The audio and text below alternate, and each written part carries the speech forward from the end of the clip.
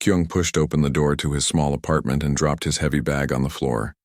The sound echoed in the quiet space. He looked around but saw no sign of his roommate. This was normal. Nara was always quiet, always somewhere else when he came home from classes. He walked to the kitchen and opened the refrigerator. His food sat on the top shelf while Nara's strange blue fruits filled the bottom. She never ate human food, and he never touched hers. They lived like two strangers sharing the same space. 8 months ago, Kyung had signed up for the Coalition Housing Program. He needed help paying rent, and the program matched humans with alien students. The government said it would help both species learn about each other. Kyung thought it sounded interesting. He was studying alien languages at Seoul National University, so having an alien roommate seemed perfect. When he first met Nara, he was surprised by how human she looked. She had pale blue skin that seemed to glow softly in certain light. Her hair was silver and fell straight to her shoulders. Her eyes were large and dark, almost black. She was tall and thin, maybe a bit taller than Kyung himself. "Hello," she had said in careful Korean. "I am Nara. Thank you for letting me stay here." Her voice was soft and musical. She spoke slowly, like she was thinking about each word before saying it. Kyung had smiled and shown her around the apartment. She nodded at everything but said very little. That was 8 months ago. Now they barely spoke at all. Kyung made himself dinner and ate alone at the small table. He could hear soft movements from Nara's room. Sometimes he wondered what she did in there all day. She went to classes at the university, but he never saw her studying. She never watched human TV shows or listened to music. She just existed, quietly, like a ghost. After dinner, Kyung sat on his bed with his textbooks. He was learning about Velthani culture for one of his classes. The Velthani were Nara's people. The book said they were known for being quiet and thoughtful. They valued peace and rarely showed strong emotions. This explained why Nara was so reserved. The book also mentioned that Velthani had longer lifespans than humans. They could live for 300 years. To them, everything moved slowly.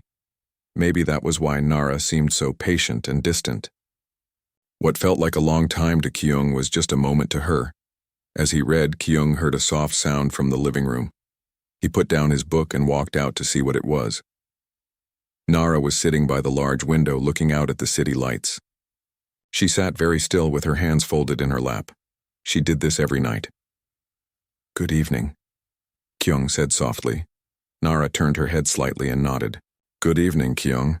She always said his name correctly with the right Korean pronunciation. Many foreigners had trouble with Korean names, but Nara never did. Her accent was strange, but the sounds were perfect.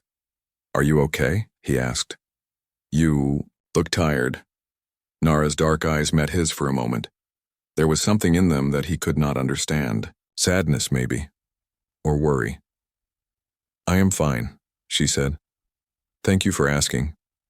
Kyung wanted to say more, but he did not know what. They stood in silence for a moment. Then he said goodnight and went back to his room. That night, Kyung had a strange dream. He was walking through a huge library. Books floated in the air around him, spinning slowly like leaves in the wind. The books glowed with soft light, and he could hear whispers coming from their pages. He walked down long hallways lined with floating shelves, looking for something he could not name. Then he heard his name. Kyung-ga. The voice was soft and gentle, speaking Korean with perfect pronunciation. It sounded familiar, but he could not place it. He looked around but saw no one. "Kyung-ga!" the voice called again. He followed the sound, walking faster through the floating books. But no matter how far he went, he could not find the source of the voice.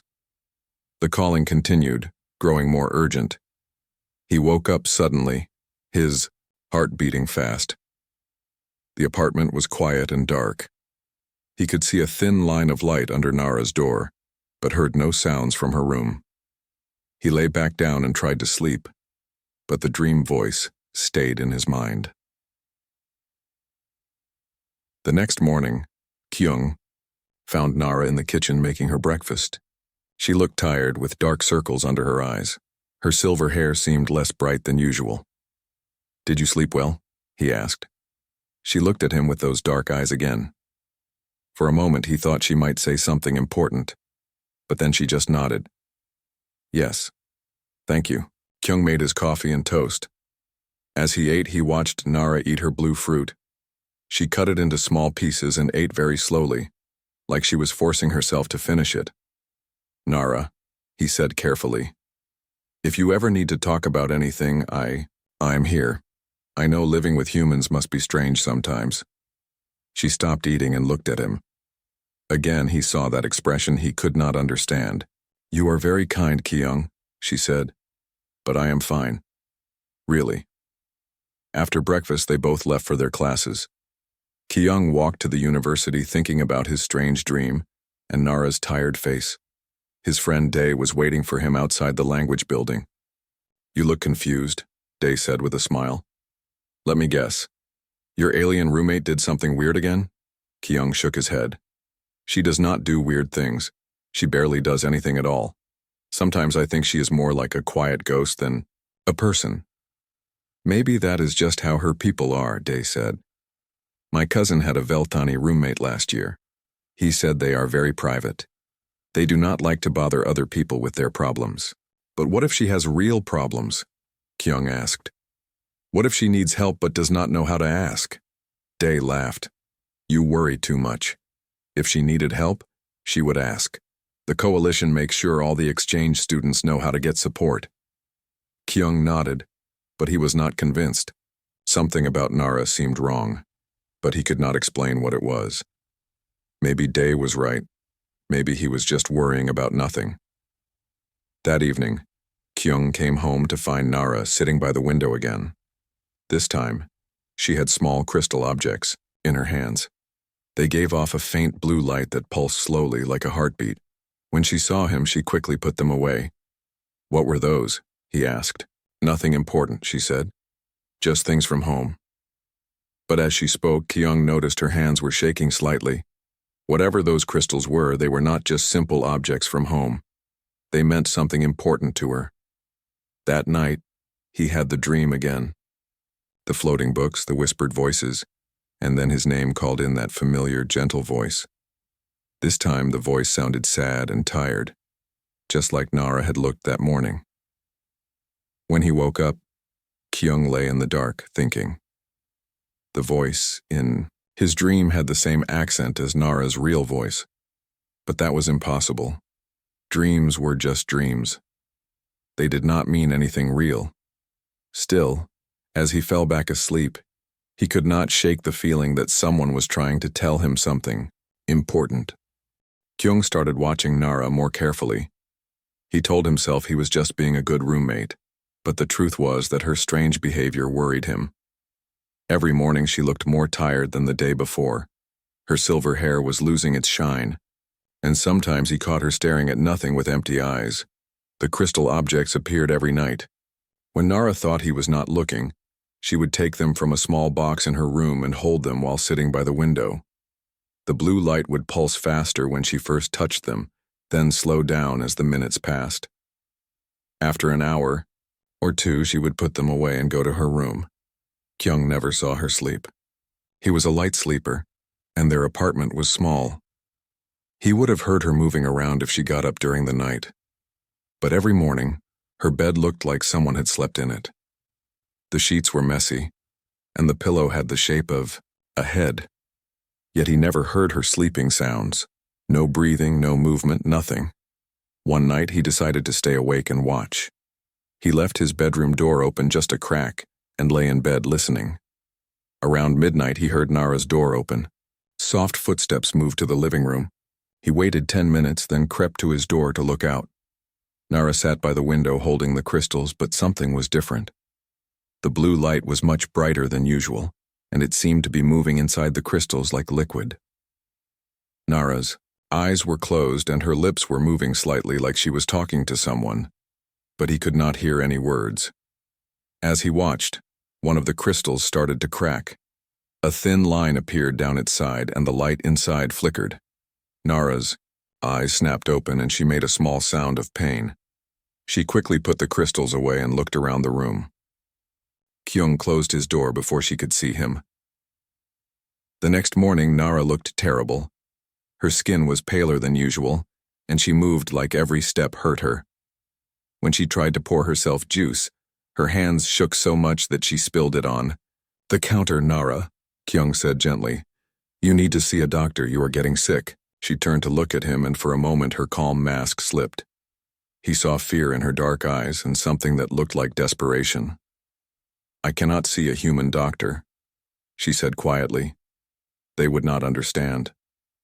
Then see a Velthani doctor. There must be some in the city. Nara shook her head. It is not that simple. Please, Kyung, do not worry about me. I will be fine. But she was not fine. Over the next few days she got worse. She barely ate anything, and the light seemed to be fading from her skin. The crystals cracked more each night, and sometimes Kyung heard small sounds of pain from the living room. The dreams were getting stronger too. Now they came during the day when he took short naps between classes. The voice calling his name was clearer, and sometimes it said other words in Korean. Words he did not recognize but somehow understood.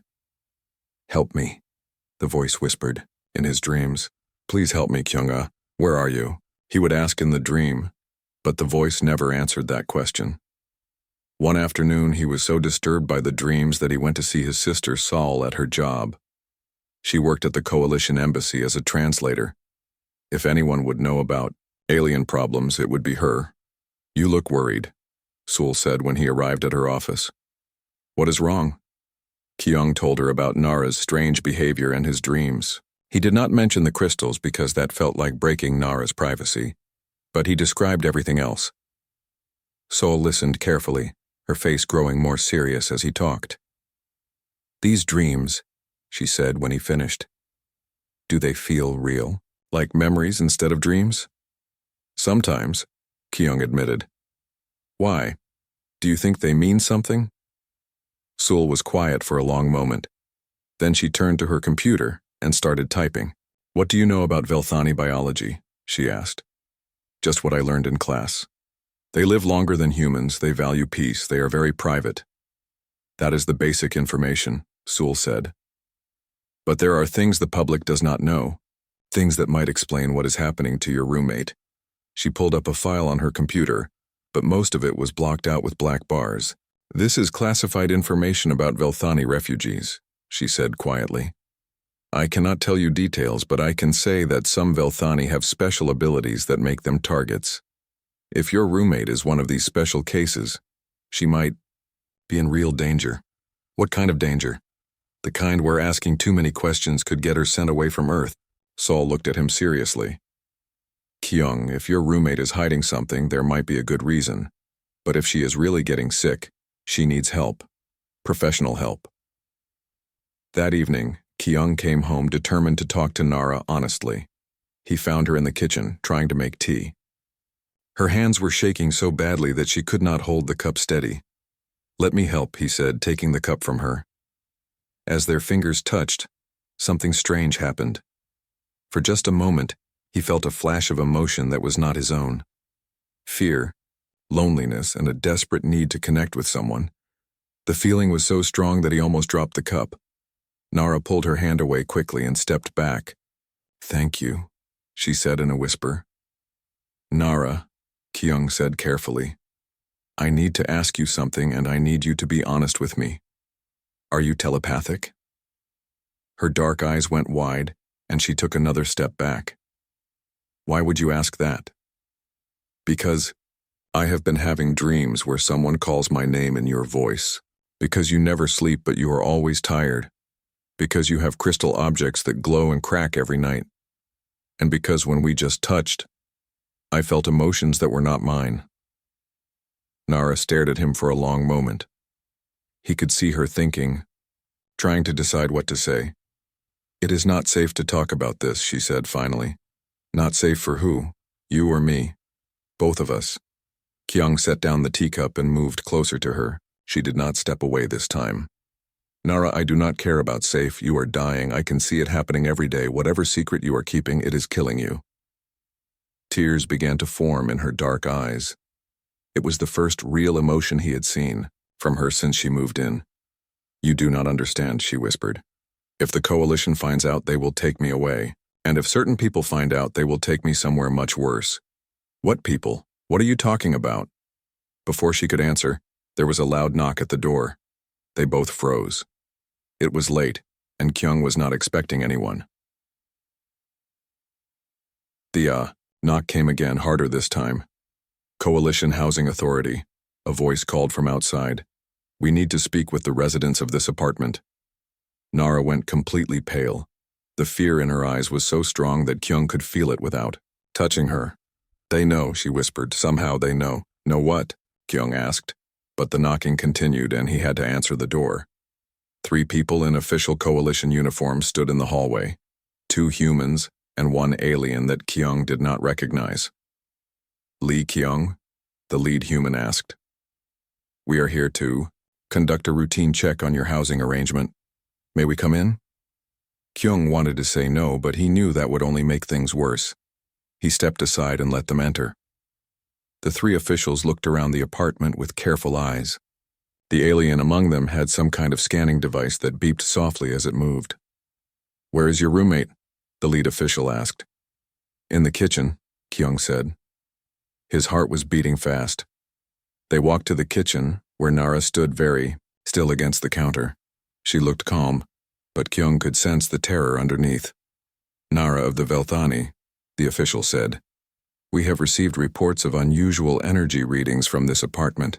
Do you have any electronic devices that might be causing interference with Coalition sensors?" "No," Nara said quietly. "I have only basic personal items." The alien with the scanner moved closer to her. The device beeped faster. "The readings are stronger here," the alien said. "There is definitely some kind of energy source in this area." Kyung watched Nara carefully.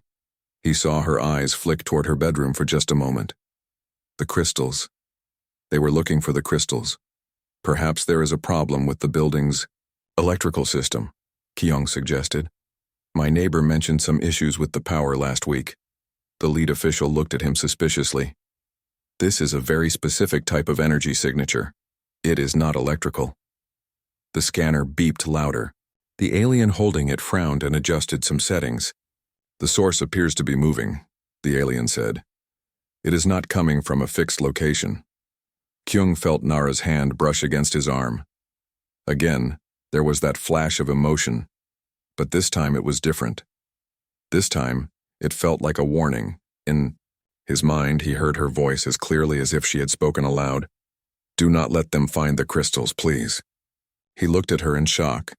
She had not moved her lips, but he had heard her voice in his head. The scanner was beeping very fast now. The alien was looking directly at Nara with growing suspicion. "I think we need to search this apartment more thoroughly," the lead official said. Kyung's mind raced as the Coalition officials prepared to search the apartment. He had heard Nara's voice in his head as clearly as if she had spoken aloud. That was impossible, but it had happened. Now he understood why she was so afraid. "Actually," Kyung said quickly, "I just remembered something. My sister works at the Coalition Embassy, Saul Lee in the translation department. She mentioned that this building has had some sensor problems lately. Maybe you should check with building maintenance before doing a full search." The lead official paused. The name seemed to mean something to him. "Saul Lee?" "Yes, I know her work. She is very respected." He looked at his scanner-carrying partner. "Perhaps we should verify the building systems first." The alien with the scanner frowned but nodded. "The readings are inconsistent. It could be interference." After the officials left, Kyung and Nara stood in silence for several minutes. Finally, Kyung turned to her. "You spoke to me without moving your lips," he said quietly. "That really happened." Nara closed her eyes and leaned against the kitchen counter. She looked like she might fall down. "Yes," she whispered. "It happened. You are telepathic." "Yes. And that is why you are afraid of the Coalition." Nara opened her eyes and looked at him.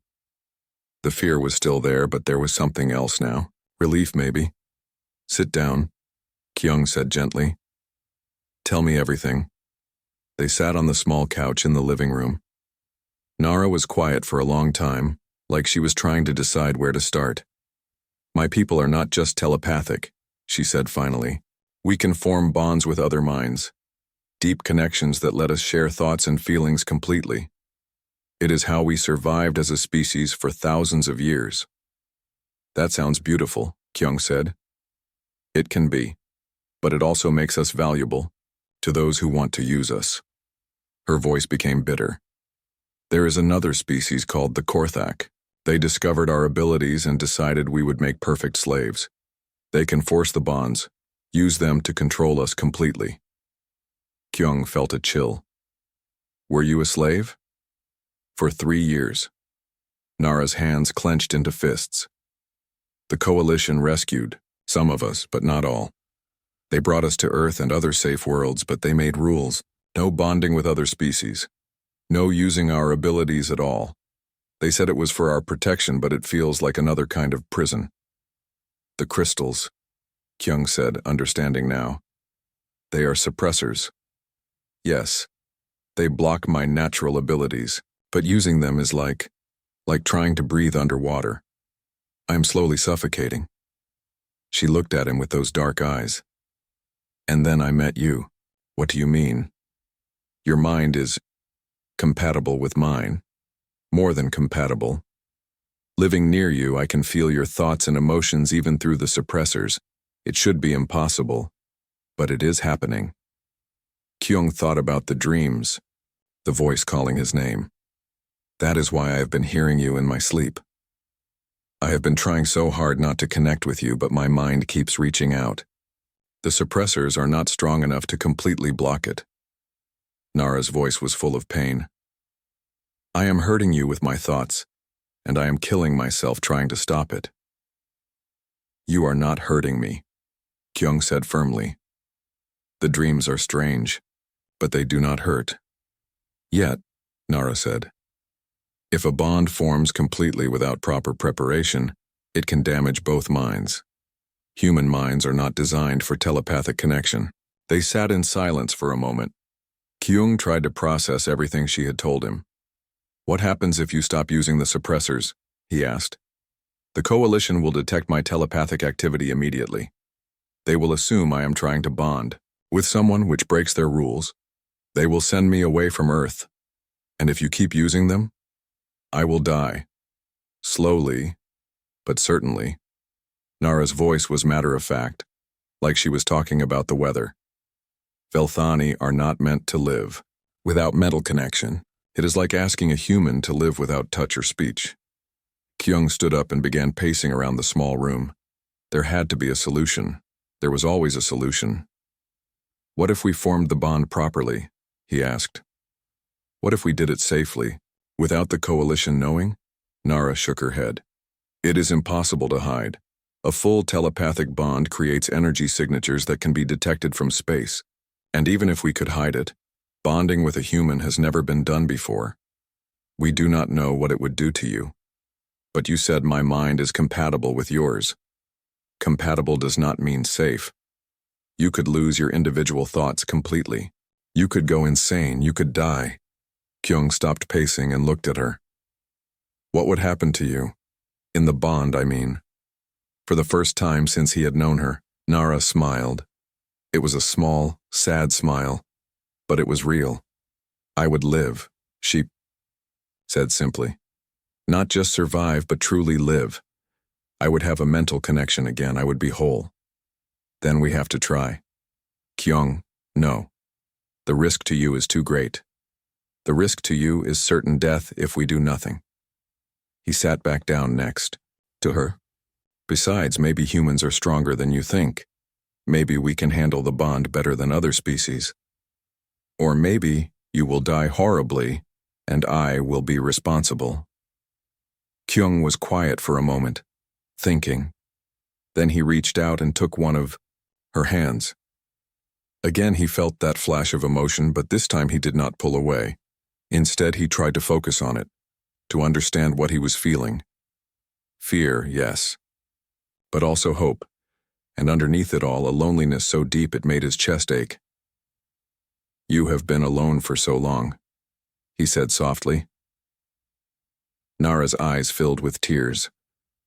Since they took me from my family, even after the Coalition rescued us, I have been alone in my own mind.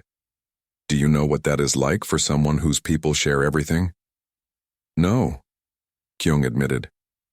But I know what it is like to feel disconnected from everyone around you. I have felt that way since my parents died when I was 16. Like I'm always watching life happen to other people but never really part of it myself. They looked at each other for a long moment. Perhaps, Nara said slowly, that is why your mind is compatible with mine. You understand loneliness. Then let us be less lonely together. Nara squeezed his hand. The process is dangerous. If something goes wrong, we will figure it out. We will be careful. And if my sister is right about the Coalition having secrets, maybe she can help us. You would trust her with this? I trust her with everything. Kyung smiled. Besides, she already suspects something. She was asking strange questions about you earlier. That night, they began the process slowly. Nara explained that forming a telepathic bond required trust, patience, and a gradual opening of mental barriers. It could not be rushed without causing damage. First, you must learn to hear my thoughts clearly, she said. Right now, you only catch pieces when we touch or when I am emotional. She took one of the cracked crystals from her box. Instead of trying to suppress her abilities completely, she used it to control them, letting just a small amount of telepathic energy through. Think of something simple, she said, holding his hand. A color, maybe. Kyung thought of blue, the color of her skin. In his mind, he heard her voice, blue, like the sky on my homeworld. He jerked his hand away in surprise, then immediately reached for her again. It worked, he said, excited. I heard you clearly. Now you try. Think your words at me instead of speaking them. Kyung concentrated hard, trying to push his thoughts toward her. Can you hear this? Nara smiled. Yes, but you are shouting. Telepathic communication should be gentle, like a whisper. They practiced for hours. By the end of the night, they could share simple thoughts and feelings without speaking. Kyung's head ached from the effort, but he felt more excited than tired. This is incredible, he said out loud. Is this how your people always communicate? When we choose to, Nara said. We can speak aloud or think privately, just like you can choose to speak or stay silent. The bond gives us options, not control. As they prepared for bed, Kyung realized something had changed. The apartment felt different, warmer, more alive. For the first time since Nara had moved in, it felt like they were actually sharing the space instead of just existing in it. Nara, he said as they reached their bedroom doors. Are you going to be okay tonight, without the full suppressors? She nodded. Better than I have been in months. Having even a small connection helps more than you know. That night, Kyung's dreams were different. Instead of wandering alone through the floating library, he found Nara there with him. They walked together between the glowing books, sharing thoughts and feelings without words. When he woke up, he could still feel the echo of her presence in his mind. For the first time in his life, he did not feel alone. Over the next few days, Kyung and Nara grew closer than he had ever been with another person. The telepathic connection allowed them to share not just thoughts, but emotions and memories. He learned about her childhood on a world with purple skies and floating cities. She learned about his struggle to find purpose after his parents died in a transport accident. The bond was growing stronger each day, but so were the dangers. The Coalition sensors had detected the increased telepathic activity in their area. Seoul called Kyung with urgent warnings. You need to be very careful, she said over the phone. There are Coalition investigators asking questions about your building. They think someone is using illegal telepathic abilities. What kind of questions? Kyung asked, though he already knew the answer. They want to know about any Velthani residents, especially ones who seem stressed or sick. They also asked about humans who might be experiencing unusual dreams or mental effects. Kyung's blood ran cold. Saul, I need to tell you something important. Can you come over tonight? And can you keep a secret that might be dangerous? There was a long pause. How dangerous? The kind that could get people sent away from Earth. Or worse. I will be there at 8, Sewell said without hesitation. When Sewell arrived that evening, she took one look at Nara and Kyung, sitting close together on the couch, and immediately understood. You are bonding with her, she said. It was not a question. Yes, Kyung said. And we need your help. Sewell sat down across from them, her face serious. Do you understand what you are risking? Both of you? We understand, Nara said quietly. But the alternative is worse. Sewell looked at Nara carefully. You are a refugee, are not you? From the Corac occupation.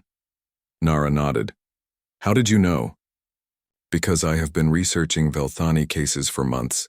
There are things happening that the public does not know about. Sewell pulled out a small electronic device and activated it. This will block any listening devices. What I am about to tell you is classified information that could get me fired. The device hummed softly, creating a bubble of privacy around them.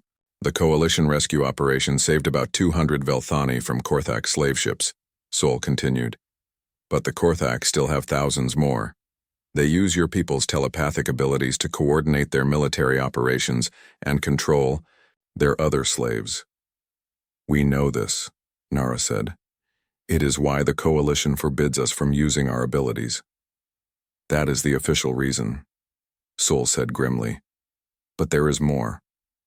The coalition has discovered that when Velthani bond with certain other species, especially humans, the telepathic abilities become much stronger, strong enough to reach other Velthani across space.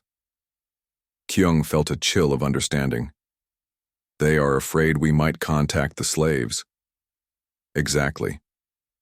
If bonded Velthani could communicate with their people still under Corac control, it might start a rebellion. The coalition wants to avoid a war with the Corac, so they suppress any abilities that might provoke one. But people are still suffering, Nara said, her voice filled with pain. My sister, my parents, they are still slaves. I can feel them sometimes crying out across the distance. The suppressors are supposed to block that, but sometimes... She broke off, tears flowing down her blue cheeks. Sometimes you hear them anyway, Sewell said gently. That is another thing the coalition does not want people to know. The suppressors do not work perfectly. Many Velthani refugees are slowly going insane from the isolation combined with faint echoes of their enslaved families. Kyung put his arm around Nara, and through their growing bond, he felt her pain as if it were his own. The depth of her suffering was overwhelming. There is something else, Sewell said. The coalition investigators are not the only ones looking for telepathic activity. There are Corac agents on Earth. Both Kyung and Nara went very still. What do you mean? Kyung asked. The Corac have spies in many coalition worlds. They are always looking for escaped slaves to recapture. If they detect strong telepathic activity, they will investigate. And if they find Velthani who have bonded with humans, they will want to study us, Nara finished, to learn how to make human Velthani slave pairs. The room fell silent except for the humming of Sewell's privacy device. So what do we do? Kyung asked finally. You have 3 choices, Sewell said. First, you can stop the bonding process now. Nara will probably die slowly from isolation, but you will both be safe from immediate danger. Not acceptable, Kyung said immediately. Second, you can complete the bond in secret and hope no one notices. But based on what I have learned, a full human Velthani bond will be impossible to hide from sensors. What is the third choice? Nara asked. Saul smiled grimly. You complete the bond and use it to contact other Velthani refugees. You start the rebellion that the coalition is afraid of. That sounds like the most dangerous option, Kyung said. It is. But it might also be the only one that saves lives in the long run. Before anyone could respond, all 3 of their communication devices started beeping at once. Emergency alerts were flashing on the screens. Coalition security alert. the automated voice announced. All residents of Building Complex 7G, please remain in your apartments. Security teams are responding to a situation. They looked out the window and saw coalition vehicles surrounding their building. But these were not the same officials who had visited before. These vehicles were black and unmarked. Those are not coalition security, Saul said, her face pale. Those are Corac, hunter ships. As if responding to her words, the building's lights flickered and went out. Emergency lighting came on, casting everything in a red glow. They are jamming the building's systems, Nara said. She grabbed Kyung's hand, and he immediately felt her terror through their bond. They have found me. How? Kyung asked. The partial bond we have been forming. I thought it was too weak to detect, but... She closed her eyes and concentrated. There are other Velthani in this building, other refugees. I can feel them now that the suppressors are not working properly. The Corac are not just after you, Sewell realized. They are after all the Velthani refugees in this area.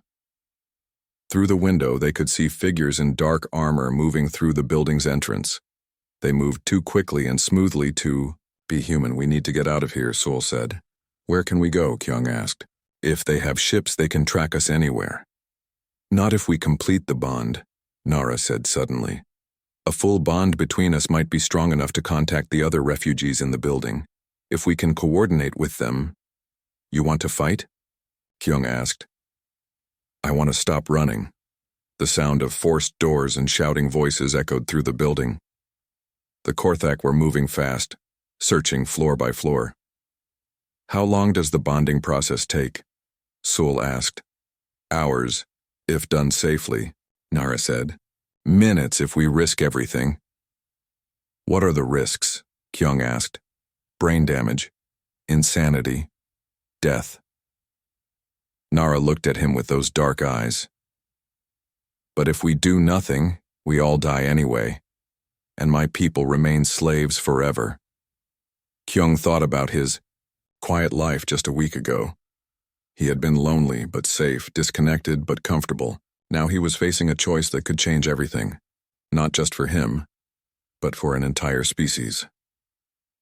If we do this, he said, and we survive, what happens next? We become something new, Nara said. Something that has never existed before, a human Velthani bond strong enough to reach across space itself. The sounds of the hunt were getting closer. They could hear doors being broken down just a few floors below. I need to know now, Nara said urgently. Will you bond with me completely? Will you help me save my people? Kyung thought of the loneliness he had felt all his life, and the connection he had found with Nara. He thought of her family, still, enslaved somewhere among the stars. He thought of the other refugees in their building, hiding in fear as hunters closed in. Yes, he said. Let us do this. Saul moved to the window to watch for the hunters, while Nara and Kyung sat facing each other on the floor. She took his hands in hers, and immediately the partial bond they had formed flared to life. This will hurt, she warned him. Opening a human mind to full telepathic connection is like teaching someone to see color for the first time. It can be overwhelming. I trust you, Kyung said. Nara smiled, and in that moment, she looked beautiful instead of afraid. Think of everything you are, she said. Every memory, every feeling, every thought that makes you who you are, and then share it all with me. The process began, and Kyung felt his mind expanding in ways he had never imagined possible. Pain shot through his head like lightning, but underneath it was something wonderful, the feeling of truly connecting with another consciousness. Through the growing bond, he could feel Nara's mind opening to his as well. Her memories flowed into him. The purple skies of her home world, the terror of capture, the years of slavery, the joy of rescue, and the despair of isolation. But he could also feel something else. Other minds, distant but growing clearer. The Velthani refugees throughout the building were responding to the telepathic energy of their bonding. They can feel us, Nara whispered, though he heard her both with his ears and directly in his mind. We are connecting them all. The bond deepened, and suddenly Kyung could sense not just Nara and the nearby Velthani, but their human roommates and neighbors as well. The humans could not communicate telepathically, but the bond was somehow amplifying their natural empathy. 3 Korthak soldiers burst through the destroyed door. They were tall and covered in dark armor that seemed to absorb light. Their faces were hidden behind helmets, but red eyes glowed through the visors. They moved with unnatural speed and precision. Velthani refugees detected, one of them said in a mechanical voice, beginning recapture protocol. But as they entered the apartment, something unexpected happened. Kyung and Nara's completed bond was still expanding, connecting not just to the Velthani in their building, but to their human companions as well. The network of connected minds began to act as one. Sol, who had never shown any telepathic ability, suddenly knew exactly where each Korthak soldier would move next. She dove behind the couch just as energy weapons fired where she had been standing. The bond is amplifying human intuition, Nara said directly into Kyung's mind. We can predict their movements. Through the growing network, Kyung could feel the other Velthani refugees throughout the building. There were 12 of them, each living with human roommates or families. The bond was connecting them all, creating a group consciousness that maintained individual identity while sharing knowledge and abilities. The Korthak soldiers raised their weapons to fire at Kyung and Nara, but the bonded network reacted faster than any individual could. Every connected human in the building suddenly knew where the shots would be aimed. They moved in perfect coordination, helping each other avoid danger. This is impossible, one of the Korthak soldiers said. Humans do not have telepathic abilities. They do not need them, Nara said aloud, her voice carrying a new confidence. They have something better. Through the bond, Kyung understood what she meant. Humans had evolved to be empathetic, to read emotions and intentions from tiny facial expressions and body language. When this natural ability was amplified by Velthani telepathy, it became something far more powerful than simple mind reading. The network could predict not just where the Korthak would move, but what they would think and feel. The hunters, who relied on fear and surprise, found themselves facing opponents who knew their every plan before they made it. More Korthak soldiers entered the building, but the bonded residents were ready for them. Humans and Velthani worked, together with perfect coordination, using furniture, emergency equipment, and even kitchen supplies to defend themselves. But the real change came when the network reached beyond the building itself. Kyung, Nara said urgently, both aloud and in his mind. I can feel them. My people, the ones still enslaved. The bond is strong enough to reach them. Through their connection, Kyung felt Nara's consciousness stretch across impossible distances. Light years meant nothing to a fully bonded telepathic link. Her mind touched other Velthani minds on distant worlds, slaves who had given up hope of ever being free. Sister, Nara whispered, and Kyung felt her joy as she connected with a familiar mind. I am here. We are here. And we are coming for you. The response was immediate. Across multiple star systems, enslaved Velthani suddenly knew that escape was possible. They felt the strength of the human-Velthani bond, the way it amplified both species' natural abilities into something greater than either could achieve alone. On the slave ships and prison worlds, rebellions began to spark. The Korthak soldiers, in their building, received urgent communications from their commanders. Their carefully controlled slave populations were rising up simultaneously across dozens of worlds. Impossible, the lead soldier said. The range of Velthani telepathy is limited to planetary distances. Not when bonded with humans, Kyung said, standing up with newfound confidence. Through the network, he could feel the strength of every connected person in the building. Human consciousness works differently than yours. We amplify everything we touch. The truth was becoming clear to everyone in the bonded network. Humanity's role in the galaxy was not to be fighters or leaders or even explorers. It was to be connectors, amplifiers, the bridge between different species and abilities. When humans formed deep bonds with other species, they did not just share abilities, they enhanced them. Human empathy, creativity, and adaptability acted like a catalyst, making every other species' natural gifts stronger. The Coalition knew, Sewell said, her voice filled with wonder and anger. That is why they really wanted Earth to join, not for our resources or our location, but for this ability. Through the expanding network, they could feel other human-alien pairs across Sol beginning to awaken to their own potential. The city was full of exchange students, diplomats, and refugees living with human families. Most of them had been forming weak unconscious bonds for years without realizing it. Now with Kyung and Nara's bond as a catalyst, those connections were strengthening rapidly. The Korthak soldiers were receiving more desperate communications. Their slave empire was collapsing as enslaved species across the galaxy suddenly found their abilities amplified by contact with human consciousness.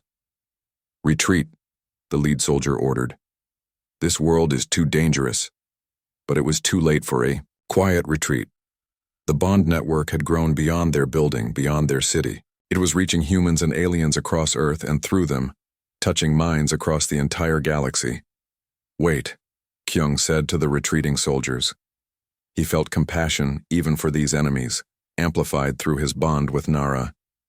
You do not have to keep enslaving people. Your species could join this network too.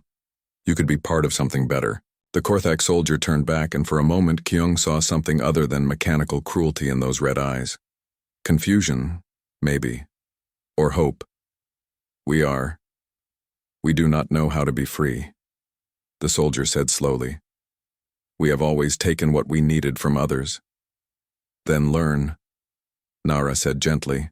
The network is open to all species who choose cooperation over control. In the days that followed, the galaxy changed rapidly. The Korthak Empire collapsed as their slaves broke free and formed their own bonds with human partners. Other authoritarian governments found their power structures failing as their citizens connected with the growing network of consciousness. Some species and governments resisted, declaring war on Earth and its allies.